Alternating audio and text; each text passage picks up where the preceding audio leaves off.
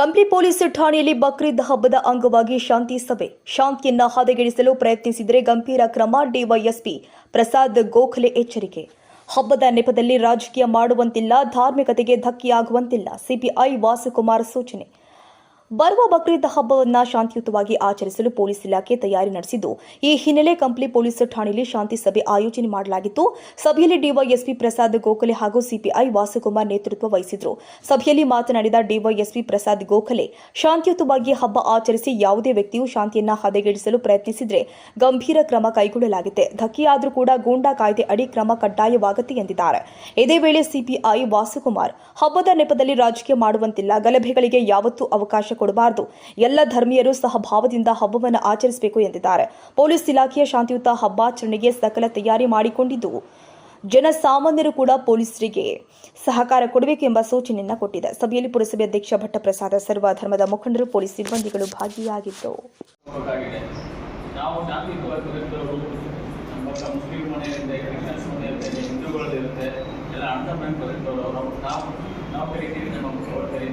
ಇದುವರೆಗೆ ಸಮಾಜ ಹಂಗೆ ಬಂದಿರೋದು. ಅದು ಇವತ್ತೇನಾಗಿದೆ, ಧರ್ಮದ ಆಧಾರದ ಮೇಲೆ ವಿಶ್ವವಿದ್ಯಾಲಯ ಕ್ರಿಯೆಗಳು ನಡೀತಾ ಇದ್ದಾರೆ. ಅದು 0.1% ಜನ, ಆ 1% ಜನರಿಂದ ಇಡೀ ಒಂದು ವ್ಯವಸ್ಥೆ ಕೆಟ್ಟು ಹೋಗ್ತಾ ಇದೆ. ಆ ವಿಷ ಈ ಸಮಾಜಕ್ಕೆ ಹೋಗುತ್ತೆ. ನಾವು ಕೂಡಿ ಬದುಕುವಂಥ ಒಂದು ಸಮಾಜ ಭಾರತದಲ್ಲಿ, ಒಂದು ನಮ್ಮ ಸಮಾಜದಲ್ಲಿ ಕೂಡಿ ಬದುಕಿದರೆ ಮಾತ್ರ ನಮಗೆ ಭವಿಷ್ಯ ಇದೆ, ಇಲ್ಲದ ಸಾಧ್ಯನೇ ಇಲ್ಲ. ಸೊ ಹೀಗಾಗಿ ಸಾವಿರಾರು ವರ್ಷಗಳಿಂದ ಕೂಡಿ ಬಂದಿದ್ದೀವಿ, ಮುಂದೆಲ್ಲೂ ಕೂಡಿ ಬದುಕಬೇಕು. ಬೀಜವನ್ನು ಬಿತ್ತುವಂಥ ಹುಡುಗರು ಇರ್ತದೆ, ಸ್ವಲ್ಪ 1% ಅದನ್ನು ಐಡೆಂಟಿಫೈ ಮಾಡೋದಕ್ಕೂ ಒಂದು ವರ್ಷಕ್ಕೆ ಆಗಬೇಕು. ಅಲ್ಲಿ ಧರ್ಮದ ಆಧಾರದ ಮೇಲೆ ಬೇರೆ ಬೇರೆ ಆಧಾರಗಳು ತಿಳ್ಕೊಂಡು ಒಬ್ಬರು ಇನ್ನೊಬ್ಬರು ಎಲ್ಲ ಸಮುದಾಯಗಳಲ್ಲಿ, ಎಲ್ಲ ಧರ್ಮಗಳಲ್ಲಿ ನಡೀತಾ ಇದ್ದಾರೆ. ಒಂದೇ ಧರ್ಮದಲ್ಲಿ ಎಲ್ಲ ಧರ್ಮದಲ್ಲಿ ನಡೀತಾ ಇದ್ದಾರೆ. ನಾವು ಒಳ್ಳೆಯವರು ಅನಿಸ್ಕೊಂಡವ್ರು ಅಂತಿದ್ರಿ, ಗಣ್ಯರು ಅನಿಸ್ಕೊಂಡ್ರೆ ಬಿಡದವ್ರು ಏನಂತಿದ್ವಿ. ಸಾಮಾನ್ಯವಾಗಿ ಸಮಾಜಕ್ಕೆ ಹಾನಿಯಾಗಿರೋದು ಯಾವಾಗ ಗೊತ್ತಾ? ಒಳ್ಳೆಯವರು ಅನಿಸ್ಕೊಂಡವರು ಇಳಿದವರು ಬಾಯಿ ಕೂತ್ಕೊಳ್ತಾರಲ್ಲ, ಅವಾಗೇ ಸಮಾಜಕ್ಕೆ ಜಾಸ್ತಿ ಹಾನಿ ಆಗಬೇಕು. ಅವಾಗ ನೀವು ಬಾಯಿ ತೆಗಿಬೇಕು, ಪಕ್ಕಂತ ಕೇಳಬೇಕು. ಒಂದು ಎಕ್ಸಾಂಪಲ್ ಹೇಳಿದ್ರು, ಆ ಎಕ್ಸಾಂಪಲ್ ಹುಡುಗರು ಬಂದಾಗ ಅವರೇ ಸಮುದಾಯದವರು ಸರಿ ಅಲ್ಲ, ಅದು ರಾಜಕೀಕರಣ ಮಾಡಬಾರ್ದು ಅನ್ನೋ ವಿಷಯವನ್ನು ಹೇಳಿ ಅದನ್ನು ಸ್ಟಾಪ್ ಮಾಡಿದ್ರು. ಪ್ರತಿಯೊಂದು ಸಮುದಾಯದಲ್ಲಿ, ಧರ್ಮದಲ್ಲಿ ಇಂಥವರು ಬಾಯಿ ತೆಗಿಬೇಕು. ನಿಮ್ಮ ಕೆಟ್ಟವರನ್ನು ಕೇಳ್ಬೋದು, ನಿಮ್ಮ ವಿರುದ್ಧ ಮಾತಾಡ್ಬೋದು. ಎಲ್ಲರಿಗೂ ಒಳ್ಳೆಯದಾಗಿ ಅದಕ್ಕೆ ಏನು ಮಾಡೋದಿದೆ, ಕೆಟ್ಟವರನ್ನು ತಂದು ಇವಾಗಾಗಿಲ್ಲ, ನಿಜ ಏನಿದೆ, ಸತ್ಯ ಏನಿದೆ ಅದನ್ನು ಹೇಳುವಂಥ ಧೈರ್ಯ ಎಲ್ಲರೂ ಮಾಡಿ. ಸಾಂಕೇತಿಕವಾಗಿ ಮೀಟಿಂಗನ್ನು ಕರೆದಿದ್ದೀವಿ.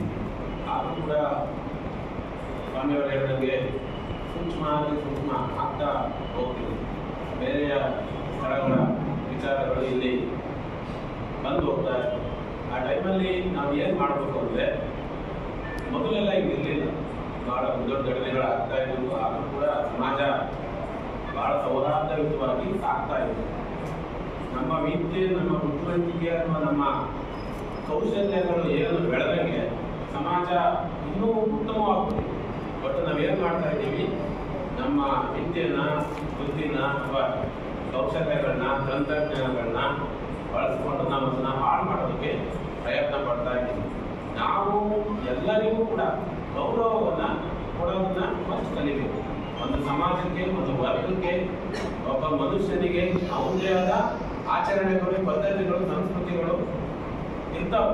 ನಾವೇನು ಮಾಡ್ತಾ ಇದ್ದೀವಿ, ಅವನು ಯಾಕೆ ಇವನು ಯಾಕೆ ಅನ್ನೋದನ್ನ ಸೃಷ್ಟಿ ಮಾಡ್ತಾ ಇದ್ದೀವಿ.